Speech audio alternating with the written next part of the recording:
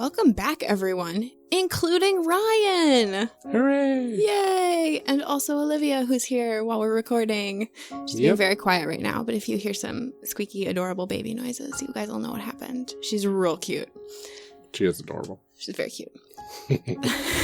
So hopefully all of you enjoyed our episode last week, even though our resident lawful good expert was not there. Uh-oh. I know. It was very I sad. did enjoy it, though. It was the first episode I got to enjoy as a fan, and I loved it. Well, thank you. If you could write a review. No, I'm just kidding.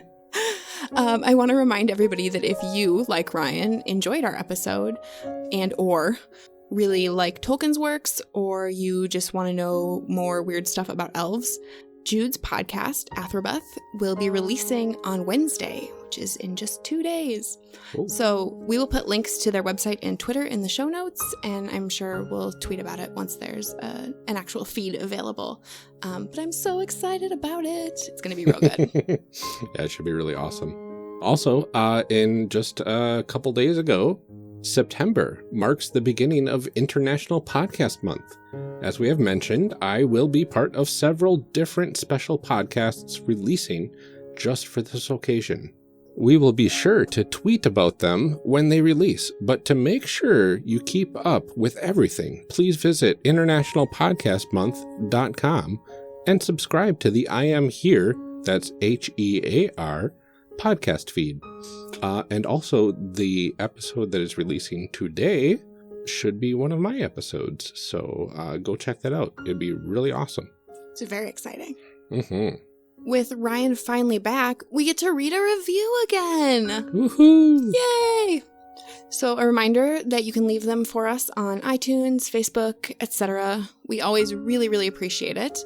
And we, in particular, this week, appreciate this one from Jake Thompson. This is an excellent podcast. I also love creating characters, and as someone starting to dive pretty deep into the tabletop hobby, the show is excellent for getting to know a lot of diverse games.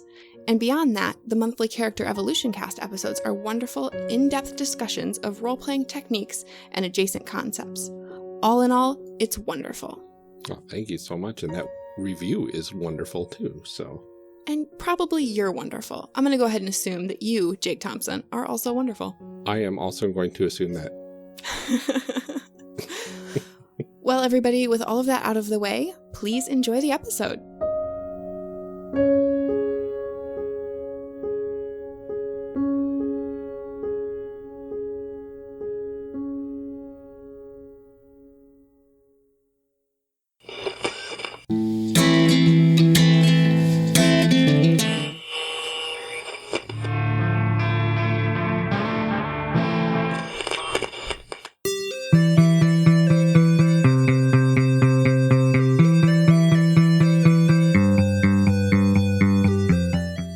Welcome to Character Creation Cast, a show where we discuss and create characters, the best part of role-playing games, with guests using their favorite systems. I'm one of your hosts, Ryan. In this episode, my co-host Amelia and I welcome Caleb, Alex, and Camron from the Sounds Like Crows podcast. We are here to discuss character creation for Deadlands Reloaded, a Weird West role-playing game system by Pinnacle Entertainment Group. Welcome to Character Creation Cast. We are super excited to have you guys here. Hey guys. Hey, good to be here. Good to be here as Finally. well. Really excited. Finally, for real. So let's start out by introducing everybody. Caleb, we'll start with you. Can you tell us a little bit more about yourself and about what you are currently involved in? Yeah, my name is Caleb Sunstead. I run an actual play, a Deadlands Reloaded actual play, the system we are building characters for. It's called Sounds Like Crows. Crows is spelled like Russell Crowe. It's pretty similar to the Shadow of the Cabal podcast in stylistically, I think. Would you agree with that, Cameron? Yeah, I'd have to. Yeah, I mean, I think we're pretty inspired by them. I think we play at the comedy a little more than they do. It's about 5 brothers that are all from different walks of life that are kind of brought back together as a shared tragedy happens to all of them. And that's pretty much all I do. So all you do, all the time, every day. Yeah. Awesome. Well, thank you so much for being here, Caleb. And Cameron, can you tell a bit about yourself and any other projects that are going on? Hi guys. I'm Cameron Reed. I play Harper on the Sounds Like Crows podcast. I've been playing RPGs for about 5 years. In my free time, I'm always lifting weights and doing fitness stuff, and that's all you need to know. I am never doing those things. And Alex, what about you? Hi, I'm Alex. I play Ellis on Sounds Like Crows. As far as projects go, that's the only thing I'm working on. I'm 6'6". My dad wasn't around too much when I was a kid, and I've been playing RPGs for about 7 years just for fun. Do you also like long walks on the beach? Or? I don't. I live in Colorado. There's not really any beaches around. No beaches. All right, let's go ahead and get into this. We will start by discussing what this game is all about. What's in a game? So Deadlands is a alternate history Wild West setting that they call Weird West. It's set somewhere between 1878 and 1882, depending on where you want to start in the meta plot. I like to describe it as horror western steampunk. Horror western steampunk in that order. It's kind of a gonzo setting if you play it that way. There can be T-Rexes fighting mechs fueled by a coal that screams as if souls are dying inside of it. But we don't play it like that. We play it very much on the horror side in the Clint Eastwood Western sort of way. Very nice. Yeah. It's been around a while. It started 1996, right? 1996. Thank you, Alex.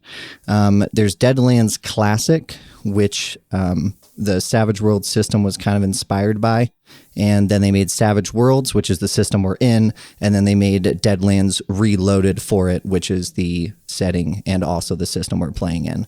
There's some modifications to the Savage World system in Deadlands Reloaded, but not a lot. All the core mechanics are the same. There's just some setting rules tacked on. Okay. So it sounds like you can kind of play a more horror-heavy game if you want to, or you could kind of focus more on the Western side of things if you wanted to. Is it pretty easy to kind of mix and match those parts depending on what you want to do, or? I think so, yeah. And depending on where you want to put yourself in the U.S. too. Things near California get pretty strange, like seeing dragons is a common occurrence. And then if you go near Salt Lake City, called the City of Gloom, it's just steampunk everywhere. And then sort of Pacific Northwest gets really horror. So just based upon where you want to put your campaign, you have a lot of options. Interesting. I didn't know that the parts for all the different places were so different. Yeah. I mean, I had no clue. Yeah, it's a really diverse setting. It is been around so long and so many setting books have been written for it that I'm sure you can find your slice of Deadlands wherever you want to. The pre-written plot point adventure campaigns are pretty cool. I own a couple of those, although I'm not running any of them currently. So does it have the same problem that L5R has where it gets real stupid real fast? Yeah, if you look too deep into the meta plot, it gets pretty obnoxious. Yeah, I mean, everyone has different tastes, and I'm not saying that anyone's style of play is wrong.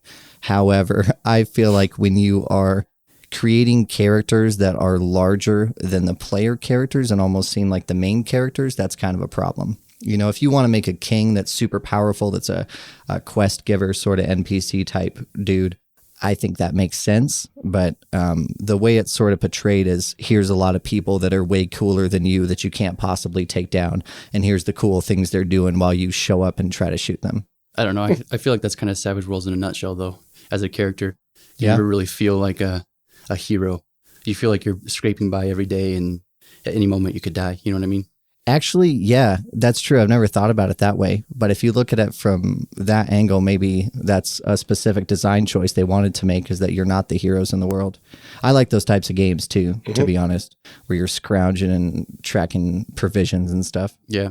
Well, it feels like it fits the Western theme pretty well too, Yeah. because Definitely. there's always that sort of looking for riches, and I don't know, it just seems like a pretty common theme in a lot of Westerns is that like just barely making it kind of situation. Yeah. And that life is expendable and you could die at any moment. Absolutely. Yeah. Yeah. You could almost say that the world is kind of savage. There it is. You could, but you wouldn't dare. Oh, I would. Yeah, man. I know.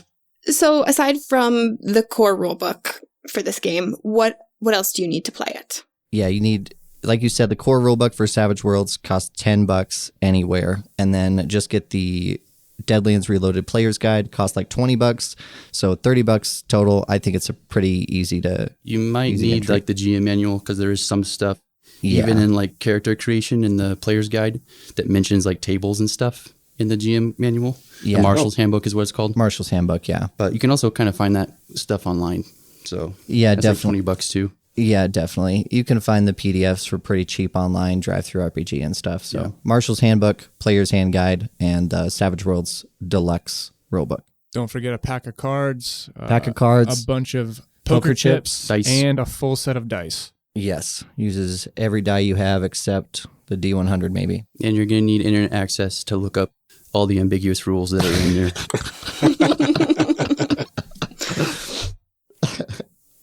Awesome. So then what do characters do in this game exactly?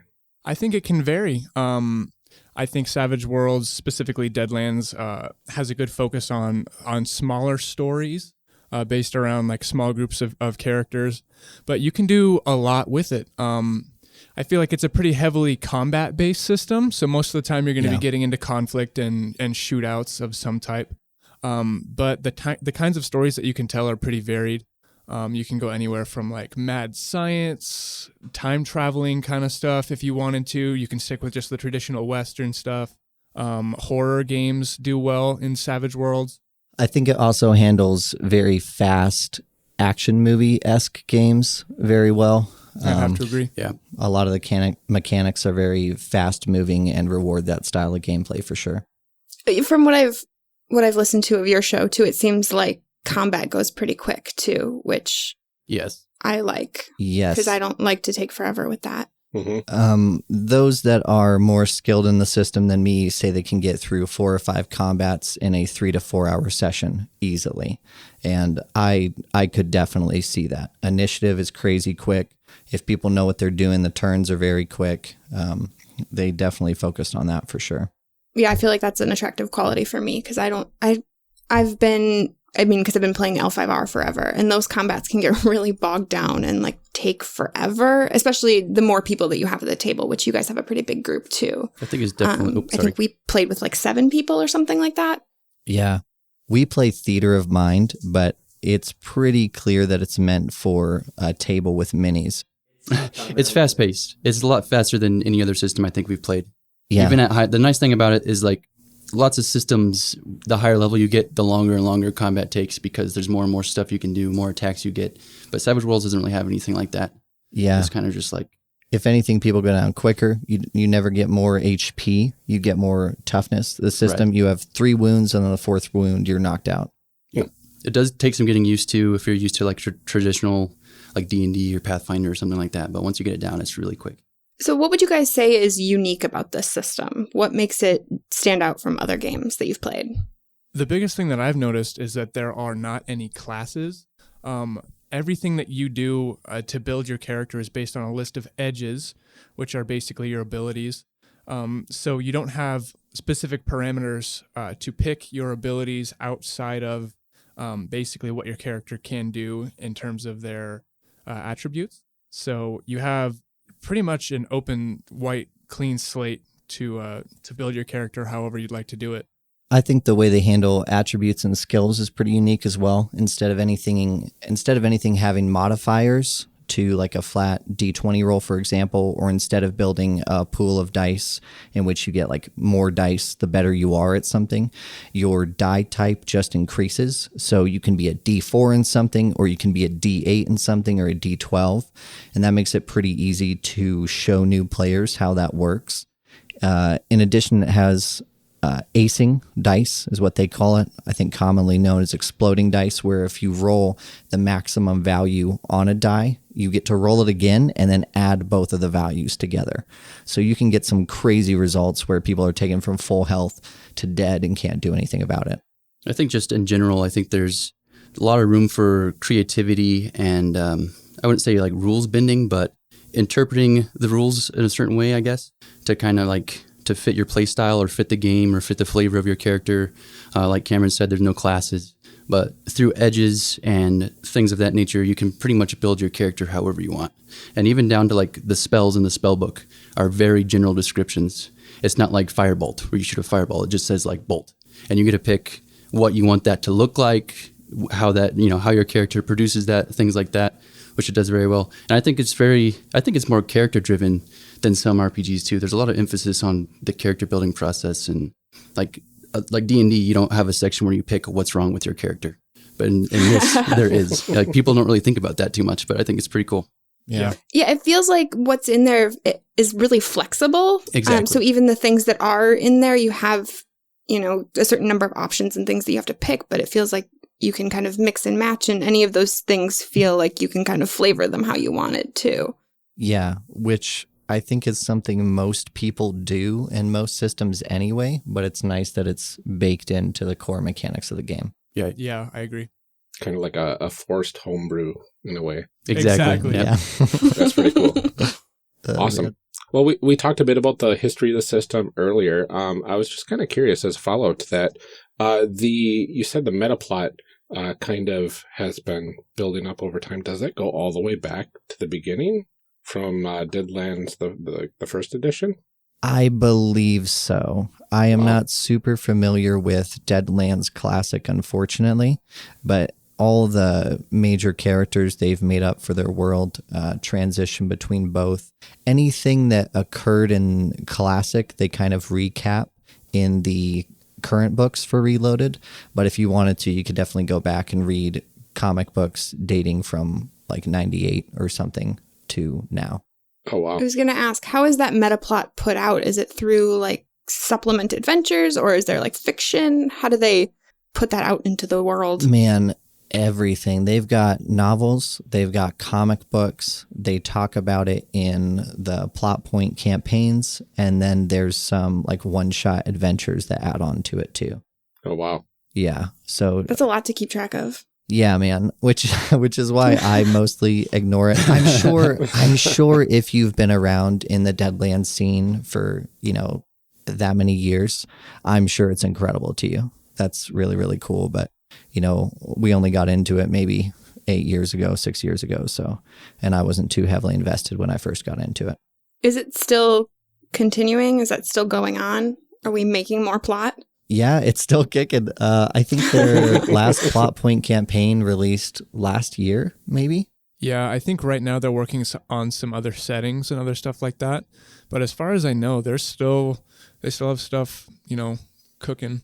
They're working on a new update to the Savage World setting, which we'll probably update to on the show when it releases. But Yeah, and I'm sure that will have some updates to the Deadlands system itself. Yeah. Cool.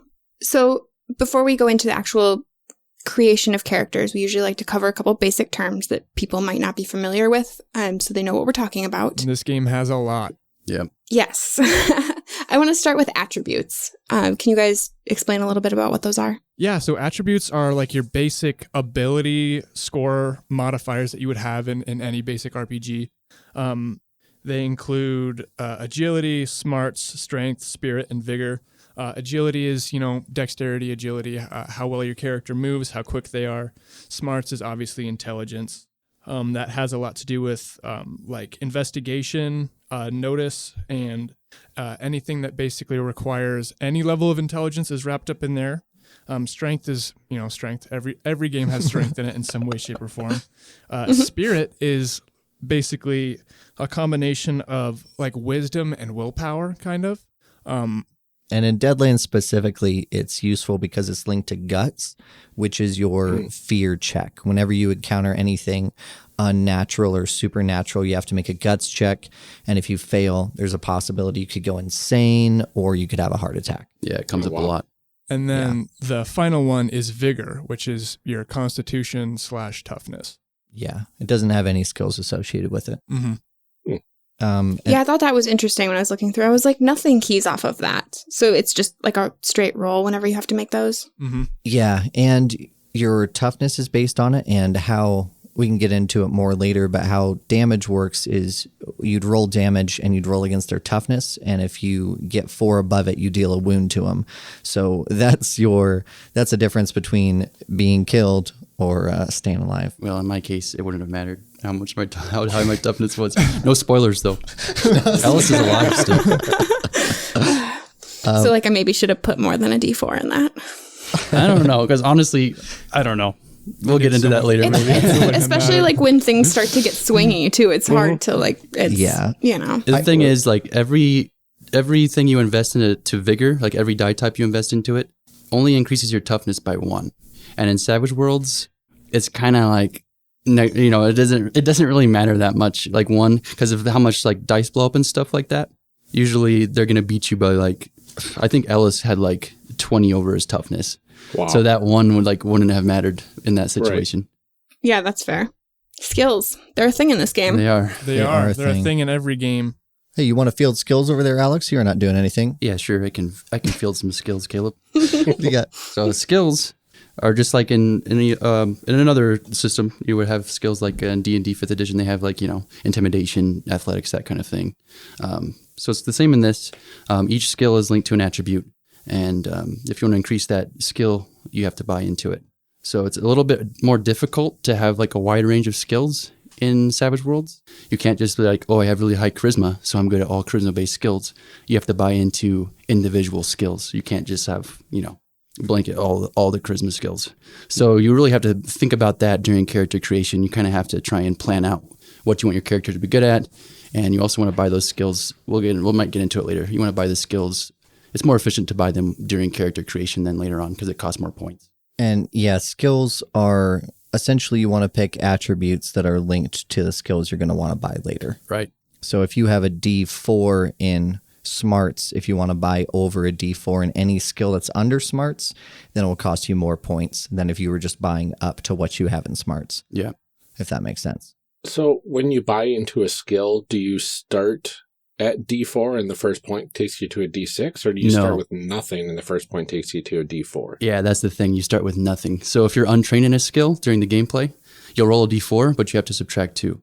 So when you buy into a skill, it puts you at that point where you don't have to do that, essentially. And this game doesn't really do sliding target numbers. Your target number is always 4. So as you can imagine, rolling a 4 on a D4 and -2 is pretty difficult. Right. And there could be other modifiers that decrease it or increase it depending on what's going on. But yeah, skills are very tricky in this game just to kind of, when you make a character, you feel like, oh man, I can't do anything. Because I put everything into fighting. Now I have a D4 in writing, and it gets pretty tricky sometimes. It does a good job of making you not feel like a hero. Yeah, exactly. Yeah.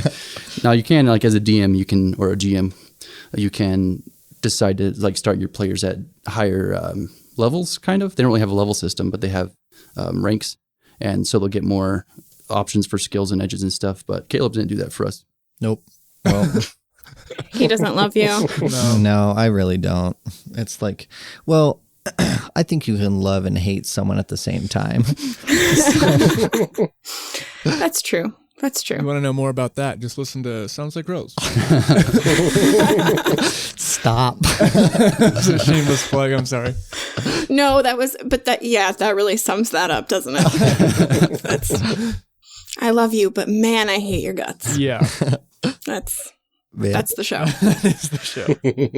But something you can do to help out some of the skills you have is you can get edges and hindrances. So these are big ticket items that define who your character is. In a character creation, you can have up to 1 major hindrance, which could be something like missing a leg or missing an eye, or you could have up to 2 minor hindrances, which is something like mean or an alcoholic or something. A minor enemy. Minor enemy, yeah. And then you have your edges, which are good for you. You can get things like attractive. You can get things like quick draw. They're basically your abilities. This is what in another system would define your class. Yeah. So this is what's going to define how effective you are with, say, melee weapons. There are edges that will allow you to make multiple attacks with them. There are edges that make you more effective with firearms, all kinds of things. And also similar to like feats too, like you would find in D&D or Pathfinder or something. It's where you get a lot of your flavor too, in both edges and hindrances. But Lots of edges also have, like we talked about, like skills and attributes linked to them, where you have to have a minimum skill or attribute. So that's another part where you're making your character, you gotta kind of plan ahead as to what edges you want, because they might be locked for you if you don't have the right attributes or skills. Yeah, there are times when you definitely have to kind of work backwards from the edges to your attributes and your skills. Sometimes you'll have your eye on a certain edge, and none of your stuff will fit, so you kind of have to go back and rework your stuff to make sure that you can fit that. Yeah, format-wise, they tell you to do that last, I think, the edges and hindrances. But I would almost don't pick them, but look over the list of edges and hindrances before you start making your character. Yeah, at least know what you're aiming for before you start throwing your attributes and your skills together. Or don't, like I'm doing today. Yeah. Don't do anything. Just wing it. Just have an eraser. Yeah. I was going to say it's important to do it in pencil because I had to erase things a few times to move stuff I around only and make make it character sheets in permanent marker. I've committed. I use blood. Sharpie or nothing. Blood. Well, that's a requirement in my games. What are bennies for people who haven't played a Savage World system before? A Benny is also another word for benefit, which apparently is a slang term, which I'm not familiar with. But in Savage Worlds, they're used to help you re-roll stuff. So anytime you want to re-roll something, you can spend a Benny. You'd start the session with 3 of them, and you'd get more as the game progressed, and you could spend 1 and re-roll. In Deadlands, you actually get fate chips, which works similar to bennies, but depending on the color you get, and there's 3 colors to start with, they have different effects. Basically, the creators play tested the game and they're like, wow, this is really hard. We should figure out a way for players to legally cheat within the rules. And then they made bennies. Yeah, it's a good way to counter the fact that this game is very, very swingy. You can also use them not just to reroll a skill check or like a failed check. You can also use them to soak. So say you take a bunch of damage and you're expecting 2 or 3 wounds out of your top 4. So what you would do is you would use a Benny, and then you would roll your vigor. And if you hit a 4 or higher, then you will soak 1 of those wounds.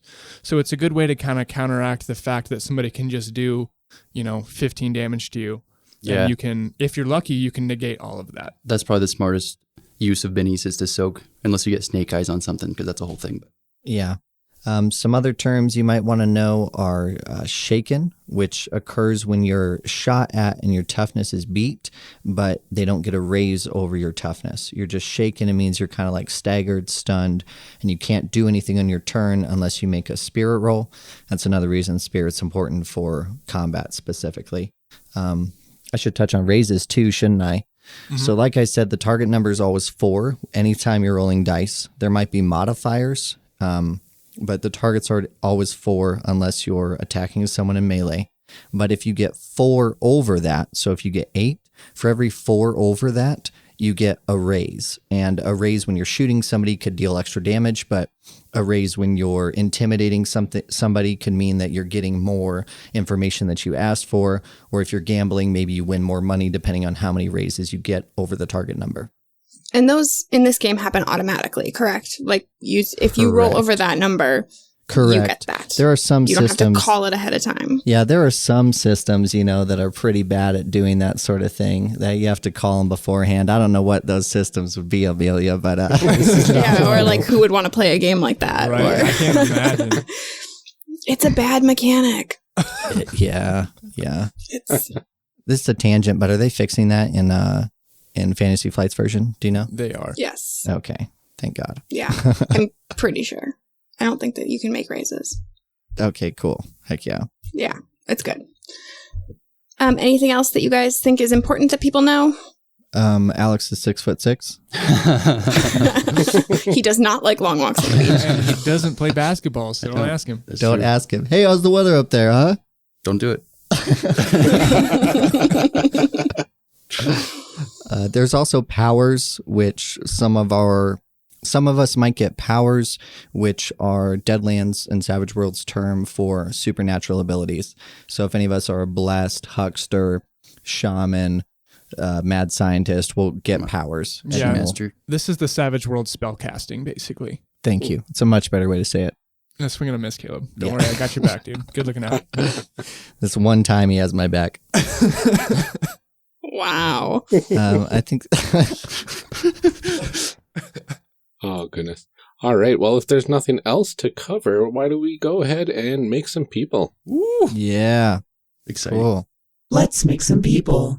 So you two are the ones that are new to this system. Do you guys have any idea what you're going to make? I'm going to make a huckster. Excellent. Yeah, figured. cool. Thaddeus. Huckster. Good. See, I was going through the system and I'm like, I know of these terms, but I have no idea Yeah. what half of these things mean. Well, we're here for you. Yeah, Don't Yeah, worry what do you about got? it. That's what this show is about, Ryan. Yeah, buddy. All right. So what is a huckster, Amelia? Oh. Go for it. I'm not you will Amelia. explain it They better were both than I A will. names.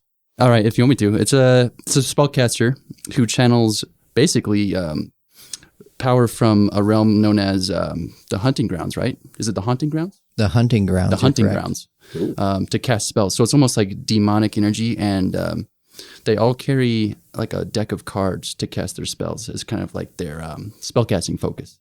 Nice. So you're like a magician, like a card magician, as if they had real magical powers, and everyone thought they came from the devil, and they were burned at the stake. Yeah, and Quite frequently. They're a little bit like warlocks in a way, right? Because they're all dealing with these basically demons known as Manitau. We're like evil spirits. Yeah, evil spirits, and the way that they cast their spells is by basically beating them in a hand of cards, and like the stakes are the power of the spell. So you bet the spell, and if you beat them, then you cast it, and that's kind of the flavor of a huckster and how they work. In Oh, Deadlands Classic, you actually had to, every time you wanted to cast a spell, do an aside where you played a game of Texas Hold'em with a demon before you cast your spell, and Oh, then it went goodness. off. I'm glad they took that out. Yeah. That would have taken so long. I think Yeah. they took it out for time. So you still have an option to do that as a huckster if you want a more powerful spell or if you're out of power points to spend on your powers, but you can just have a pool of points that you cast with normally. That's pretty cool, though, that they kind of still kept it in there if you want it to be a little bit more oomph behind your ability. Yeah. Yeah. It's really cool. It can bring out some really dramatic scenes and some really intense moments. And in Nice. Deadlands, all the spellcasting classes come with pre-baked trappings. So whereas normally it's, okay, I'm using a bolt spell, but I'm a fire mage or something. So you'd apply the fire trapping and it'd do fire damage and it'd set things on fire. In Deadlands, it pre-tells you what most of those trappings are, flavored for gamblers and card magicians. Oh, cool. I'm pretty excited about it. Yeah, it's good. It's good. What are you playing, Ryan? All right. So I tried promising myself to make somebody outside of my comfort zone this time. So I am making an outlaw who is really good with a gun. Cool. You're not playing a medic. I'm No. surprised. Yeah, Or a healer. This I was guy is expecting a all bless. about killing. I'm so proud of Killing you. and stealing. I'm so proud of you. But here's the thing. You can be a gunslinger, but the way Savage Worlds works is you could just pick one edge and all of a sudden you can heal. So that's always an option for you. Oh my Yeah, God. that's definitely not on my radar for this character. But fortunately for the party, I'm playing a blessed, which are kind of the healers in this world. They are like Christians, Catholics, Mormons, sort of the man, what's a good word for it that isn't offensive? I don't know. Sorry, guys. Religious? Yeah, just religious. Highly religious? They're Highly basically the religious. clerics of this world. Yeah, they're clear. Clerics of this world, yes. I'm going to be playing some sort of blessed. Don't know what yet. He's probably going to have a gun of some kind. I am planning on playing somebody who's a gambler, a smooth talker, the face of the party is kind of what I'm aiming for. He's also trying to get far away from himself. Yeah. Yeah, the opposite. The opposite of me. Yeah. Charismatic. Yeah. So, Cameron got my joke, you guys. And I am playing, I want to get a little weird with it. I'm going to be basically an orc barbarian, but it's going to be a lumberjack who wields a big wood cutting axe, I think. Oh, nice. So I'm going to take some melee edges and stuff like that. Do you wear flannel? That has to be decided. We'll see if I can afford it when we get to the gear portion. I started looking at that, but then I was like, oh, math. Yeah. So I didn't. Yeah, I think I priced out all of my gear earlier today because I was overwhelmed by it. Yeah, there's a lot, There's isn't a lot there? of gear. Mhm. Yeah. What I like to do is buy 10 donkeys to start That's the game. a good play. And then just barter, see what happens. Yeah. You can get a lot from a donkey. A lot for 10. I don't know if you can buy 10 donkeys, but I'm going to make it work. We'll pull our money together. We'll get those donkeys. Pick the rich edge, and then you can afford 10 donkeys. Get the super rich. I think it does say that you still have to buy your clothes too. Yeah. Yeah. Savage That's Worlds. true. Savage Worlds. I've made that mistake before. Can you not though? If you Like- want. I mean, sometimes you Yeah. spend I too mean- much money. You get to the point where you're like, okay, guys, I'm ready to play. You do Caleb you. says, what stuff do you have? And you list off all your stuff. And you said you didn't buy any clothes. And then you sit there in silence, and everybody looks at you. And then you have to delete some of your stuff and buy clothes. This Or you isn't a just start the joke. It's game just naked. sad. Yeah, this is just sad. And this is just a real life experience for me. And Yeah. it's fine. It's okay. And now it's recorded, and now everyone will know. I hope so. The worst part is everyone showed in costume to that session. So Uh-oh. Yeah. Yeah, he was in big trouble. Dress as your character. Oh no! Yee. All right. So, what is the best place to start here? Now that we've kind of picked our not really classes, but our sort of flavors of people. you typically start with race and Savage Worlds, so Alex, you could play an Orc Barbarian, but unfortunately, Not in Deadlands. it's Deadlands. It's the Weird Wild West. Everybody's and human. Everyone's human. I like that there was a cat, like that the book is like race. First, choose your race. Right. Just kidding. Just kidding. You can't. You can't be a cat Just person. kidding. There's Everyone's human. Oh man, there's actually a lot of that stuff in here. If you guys try to play this and you try to look up the rules for guts, good luck. Yeah, basically the first edition they had a whole section on guts, and then the second one they just kind of ignored it. So when we started playing, like half of us were like, "What's guts?" Like Caleb's like, "All right, make a guts check." And we're like, "What the heck is that?" Is it a skill? Is it something that we just inherently have? No, it's a skill you have to invest in. And then it points you to the deluxe guide, which guts is also not in. Is Guts just a ploy to buy more books? Come on. I think that's the guts check is like how long can you go looking through these books Right. and like how That's far the you get true is how guts well check. you do on that roll. That would be, if someone's writing an RPG out there, that's a good joke. You should do that in your book. Reference a skill that everyone needs and is never in your book. That's a hell of a bit. Yep. It's Yep. a good prank. The thing that does come with being a human, though, is you get a free edge. So if you want to pick that right now, Congratulations. congratulations. We could all do that now for fun, or we could do it later when we pick edges and hindrances. I don't know if we should start with, like, the book tells you to start with the skills and attributes, Yeah. but it makes a lot more sense. It has background as like the last step, but that makes a lot more sense to do background first, which we already did. So maybe look through like edges and stuff is my suggestion, and then see if there's any, like, just so you know what the requirements are for it. Mhm. And then go from there for your attributes and skills, I think. Long story short, there's no good place to start. Yeah. Just pick a spot and go for it. Yeah. The best place to start is don't play this game. Just listen to us play it, please. Please. Yes. That was a much more desperate plug than yours, Cameron. Smooth. What's the Please plug play- limit for this? please watch us What's the plug limit?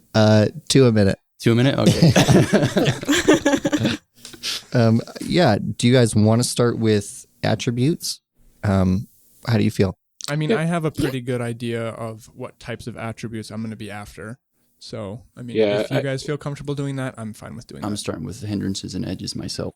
Oh yeah, that's another thing we should mention. I think Caleb might have mentioned it earlier, but so you get the one free edge because you're human, and then you have an option. You have to get I think you're required to get at least one hindrance, Correct. but you don't have to get more than that. But they give you points to spend on edges. So I don't think I've ever played with anybody who hasn't taken all the hindrances they can just because they want all the edges. But if you want 2 more edges when you're making your character, you have to take at least 1 major hindrance and 2 minor. You're not allowed to do any more though. Or not allowed to get points for more. I guess you can have all the hindrances you want. Alex, I think we should all start on the same page. So if you really want to do edges and hindrances first. Oh, let's do that. either way works for me. If you guys want to start, yeah, that's a good point. Yeah. That's a good point. I think you're outvoted. dude. Whatever Amelia and Ryan want to do, honestly, since they're new to this. What would make you guys Well, let's start with comfortable? attributes and stuff because I really am not entirely sure on what Yeah. edges I want to take yet. Perfect. Cool. Yeah, just do it in pencil and we're good. So if we're starting in attributes, all of your attributes start at a D4, thankfully, unlike skills. So depending on which character sheet you have, you can just fill that in right now, or you can wait to assign them. You have 5 points to spend on attributes, and increasing the die type by 1 costs a point, plain and simple. So if you wanted to get a D12 in something and a D4 in everything else, that's your prerogative. Okay. What would you suggest? Kind of depends on what you want to do with your character, I think. Like, for example, when I was building Ellis, he's like a kung fu master, and for one of the edges I wanted, I had to add spirit, so I had to get my spirit up. I had to get my agility up because that's what hand-to-hand combat's based off of. And at the same time, I had to focus on strength because that's what my damage is based off of. You know what I mean? So, So you want your best skills, you should be shooting for a D8, I feel like. I So agree. if you want to get a D8 in a skill, more than one skill underneath an attribute, I'd probably bump that attribute to a D8. So for you, Amelia, if you're doing a huckster, I think your spellcasting is smarts. So I would put your smarts to a D8, and then kind of wherever you want to go from there is up to you. Yeah, it kind of depends on what else you want to do. So Savage Worlds, unfortunately, kind of forces you to have a dump stat if you want to be effective in what you're planning to do. So for my I character... picked Vigor as my dump stat. yeah. Good. Yep, that's Yeah, that happens a lot, it happens to be a lot, honest. yeah. My character, I'm going to go with a D6 in agility. I'm going to take my smarts up to a D8 because that has gambling, investigation, some notice stuff. I'm leaving my strength at a D4 as well as my vigor, and then my spirit is also up at a D8, which has intimidation and persuasion attached. And I haven't picked a single attribute yet, so. There you go. Well, that's what you got going on, Cameron. Yeah. Amelia, Ryan, did you guys have your attributes already picked out? Yeah, I do. I think I've got yeah, mine Ryan, too. do you want to go first? Yeah. So since I wanted to focus on shooting ability and probably a little bit of the underhandedness, like lockpicking and whatnot, I kind of put my agility up to a D10. Mm-hmm. Ooh. So I think that took 3 points to do. Yep. And then I wanted a little bit more smarts and spirit. So I put both of those up to a D6. Sweet. And you can also, as we level, I know that this specific episode is not going to cover that, but as you level, you can boost your attributes. Oh, nice. So don't ever feel like if you pick a D4 in something that it's never going to be able to get higher than that. But it is very rare. We'll It point is, that yeah, out. it's difficult to do, but you can do it. You get it once per advance, essentially. So, Once per rank. right. Yeah, once per rank. Yeah, sorry. So you can do it, 3-4 times throughout the total? Just to give you an idea, throughout like the first entire season of Sounds Like Crows, I think we maybe earned 1, maybe 2 at the end. 2 ranks. At the very end, I think we might have unlocked the next rank. Oh, wow. So the way that leveling works is you start at novice, and then you have basically 4 stepping stones that you need to hit before you get to veteran or seasoned. Is it legendary that's the top one? Legendary is the top. So it goes novice, seasoned, veteran, Heroic, legendary heroic, legendary. So there's 5 ranks. ranks, and there's 4 stepping stones between each one of those. So you can basically increase your attributes 5 times throughout the entire game. Is this throughout making your entire sense? Character. Does this sound like nonsense? Yeah, no, Okay. that makes sense. Who didn't do their attributes yet? I got my attributes. I don't think I announced them though. What do you have? So I have my guy's real big and burly, but he's not real smart. He's not real agile. So I've got a D4 in agility and smarts. I've got a D6 in spirit, and then I put a D8 in both strength and vigor. Nice. I did a D4 in agility, a D6 in smarts, a D4 in strength, a D8 in spirit, and a D8 in vigor. So I'm vigorous and spirited. Excellent. Yeah. So both of you guys are going to be a lot tougher and have basically a higher AC or toughness. So it's going to be a higher target when somebody is trying to do damage to you. I think he gets beat up a lot. That's why he has a lot of vigor. That makes sense. Yeah.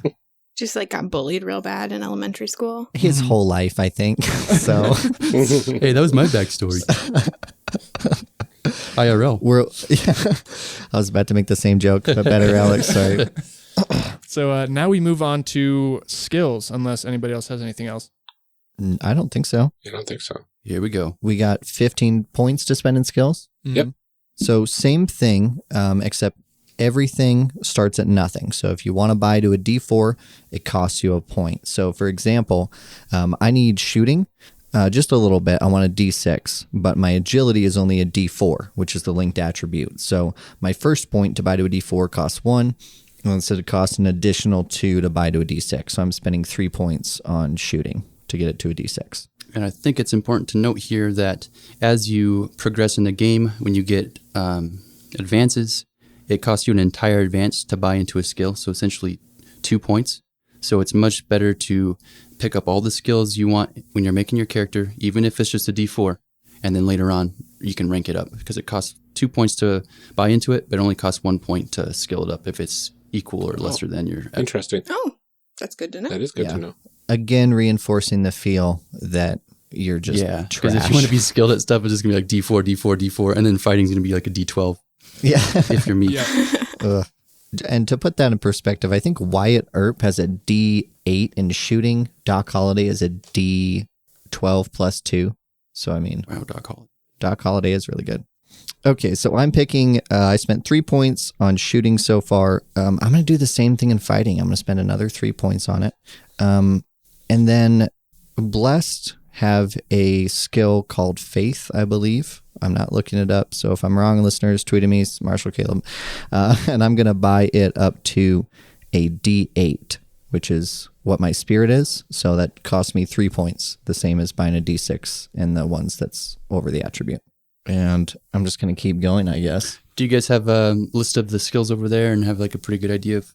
Yeah, I'm what looking they'll up do? one extra skill right now because I decided to lower one of the ones I had selected before to D4 and add another skill, thinking a little bit ahead. That's a good call. Yeah, I feel like I'm pretty happy with mine. Where is this skill? What Oh, are there you it looking is. for? I found it. They're in alphabetical Yeah, I know, I order. see that. And I think most skills, they don't really do anything except for give you, that skill, except for fighting is used to calculate your parry, which is how hard you are to hit. It's basically your AC. So if you don't put anything to fighting, you're going to be really easy to hit in like melee combat. But it does not affect how easy you are to hit with like a ranged weapon. Okay. All right. What I did was I just went through the skills and just wrote down all the ones I wanted, and now I'm going to like distribute the points, if that makes sense. I don't know. I think that's easy. Oh, Hey, that's what I did too. that's interesting. Yeah, you guys have character sheets where you have to write them down. I just have them all pre-printed. Oh, wow. Look at you with your pre-printed skills. I on there. printed you one of these, Alex. You didn't want it. I brought my own. Yours doesn't have a noose on it. Mine. That's not a good joke for anyone. It's not a including joke. listeners. It's just cool. It's like flavorful. You know what I mean? It is flavorful. I have It's spent. got bullets on it. It's got a coffin. It's cool. I have spent all 15 points, you guys. Whoa. I have spent. I got a D6 in fighting. I've got a D6 in shooting, D4 in throwing for the dynamite, and maybe some bottles of whiskey. I'm not sure yet. We'll figure it out. D6 in healing, which is the traditional kind of healing, bandaging, that sort of thing. D4 in investigation, because I think he gets up to that. D4 in occult, because maybe he's had a run-in with some of the weirder side of the West. D4 in survival. And a D8 in faith, as previously mentioned. That's me. Nice. Perfect. I mean, I have my skills picked out. Yeah. So I went ahead and grabbed a D4 in writing because, I mean, we're in the Old West. You need to know how to ride a horse. No, I forgot. Yep, you need to know how to ride a horse. I picked a D6 in shooting. I don't think he's a particularly good shot, but he is skilled with a gun. I went with a D4 in stealth because I imagine my character being at least a little bit shisty. I went ahead and grabbed a D6 in gambling, a D8 in notice, a D4 in streetwise, a D6 in taunt, and then I grabbed a D8 in persuasion. Nice. So I went ahead and grabbed a D6 in climbing. I don't know. I'm a lumberjack. I thought he would probably be able to climb. Yeah. Then I makes sense. basically just pumped everything into fighting. Got it up to a D10. It's based off of agility, so it spent crazy. a lot of points Wow. because it went over. Every point cost me 2, essentially. Wow. And then I just went with a little bit of intimidation, notice, writing, stealth, swimming, and throwing all at D4s, which is pretty basic. You're better at hitting things with an axe than I am at praying. That's what I do all day. I just I'm out there in the woods. And there's things in those woods too, Caleb, by the way. There's monsters and stuff out there, And trees? in the woods. Well, there are probably monsters in the trees too. Have you ever heard of drop bears? Some of the trees probably are monsters. I don't think I've ever in the been Weird West. West. This I don't is think a I've ever very been in the weird woods. West. It is a very weird West. We almost Yeah, said that in that's unison. correct. Apparently, there's dinosaurs too. Somebody said something about dinosaurs on Twitter or Yeah, something. they'll come up. They'll come up. So, yep, that's my guy. That's awesome. I got my skills picked out. Go for it. So I put my shooting up to a D12, There you go. Wow. Very good shot. just right off the bat. Murder. Since my incredible. agility is already a D10, that only took 6 points. Yeah.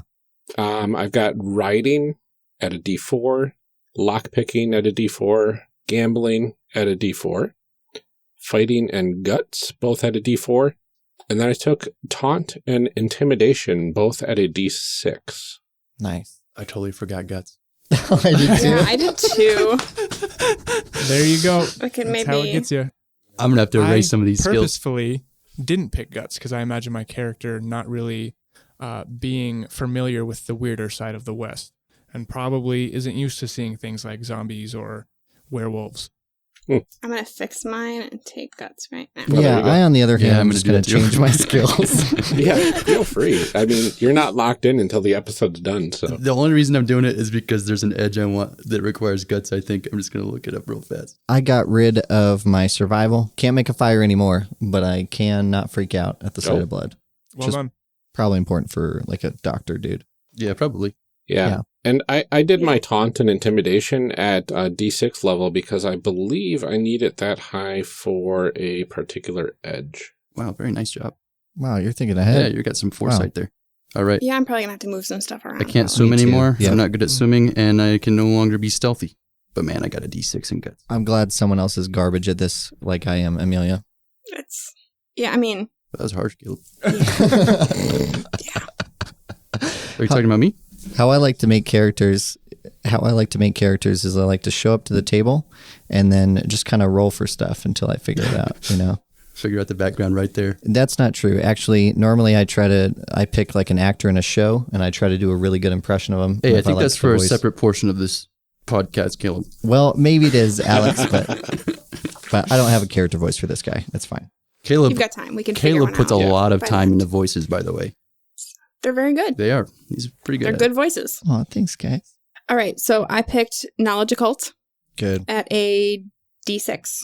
I can't read this sheet. Hold on. I erased so much stuff that I can't tell what's filled in now. I have gambling at a D4. I have notice, I think, at a D4. Hard to tell. Hexen, I got a D6.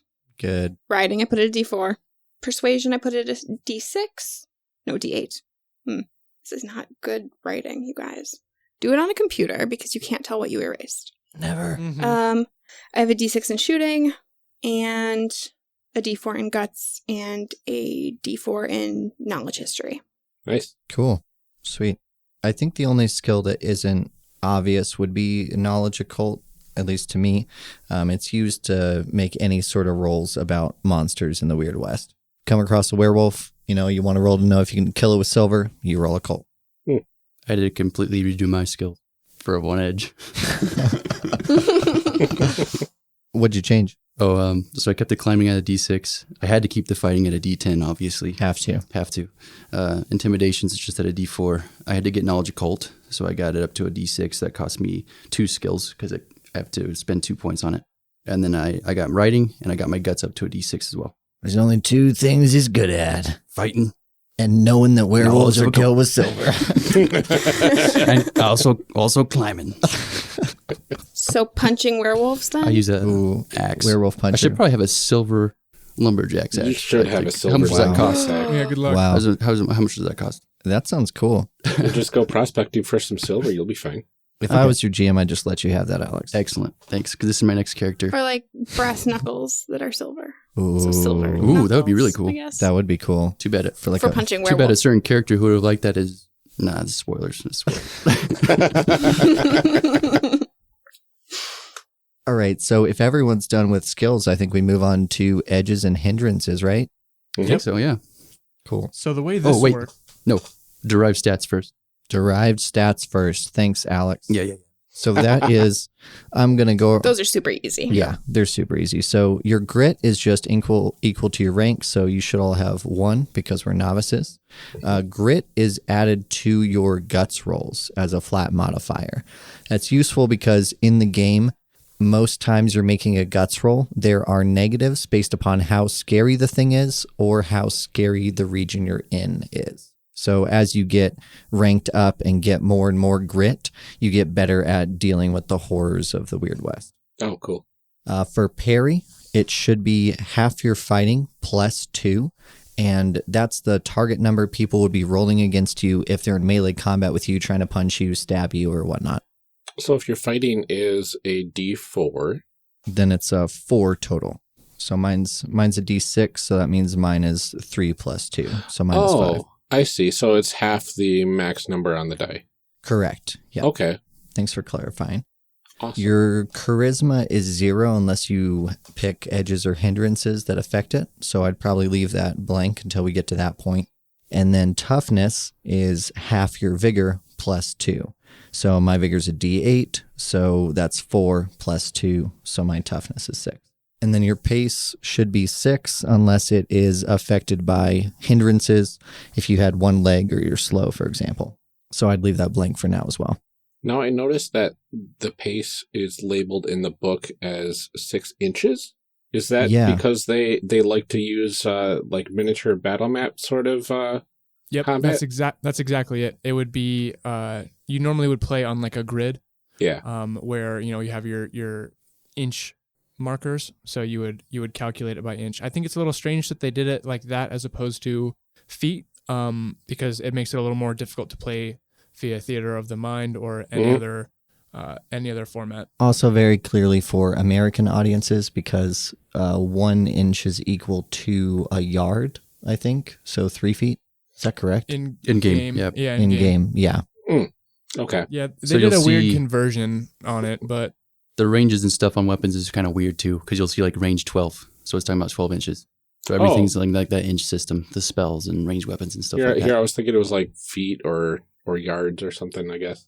Yeah, it's weird. Interesting. I mean, I think as far as measurements go, it's important to remember that the west of America is very different from the west of England. So, like, maybe their Weird West is like a different kind of weird. That's Yeah. true. Oh. Man, England in Deadlands is pretty interesting. It's one of most supernatural things came about in like 64, 63, the Great Quake it's called, where California kind of split apart into this maze. But werewolves and vampires have been a thing for like thousands of years in canon. Oh, Yep. interesting. Just like in real life. Yeah, just like Yeah. in real life. Obviously. Man. Okay, so that's our derived attributes, Alex. Or derived stats. Drive stats, yep. Thanks for calling us out on that.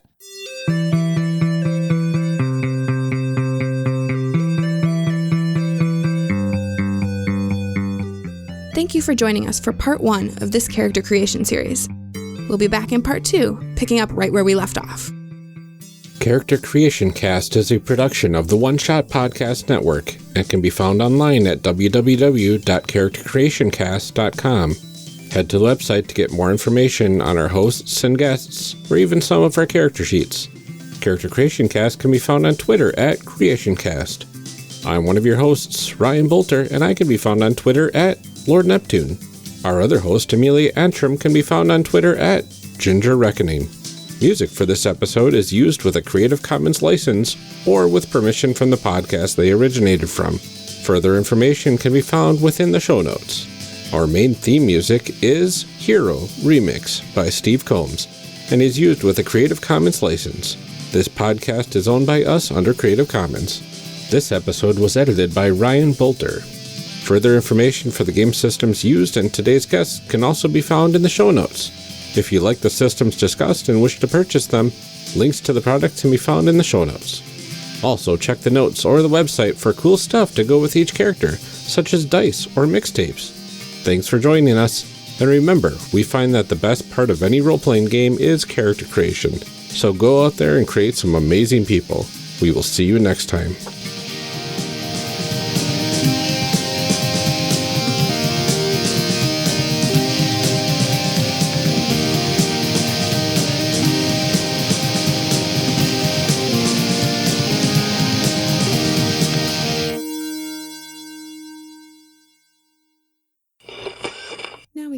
need some show blurbs. Show blurbs. Show blurbs. Show blurbs. Show blurbs. Character Creation Cast is hosted by the One Shot Podcast Network. If you enjoyed our show, visit One Shot Podcast. Just keep going. If you enjoyed our show, visit oneshotpodcast.com, where you'll find other great shows like Backstory. Backstory is a cozy, thoughtful interview show featuring the most fascinating folks in role-playing. Join host Alex Roberts as she gets to know game designers, LARP writes, scholars, community organizers, and more. From emerging artists to seasoned veterans, guests open up about their creative process, what keeps them engaged, and their visions for the future of role-playing.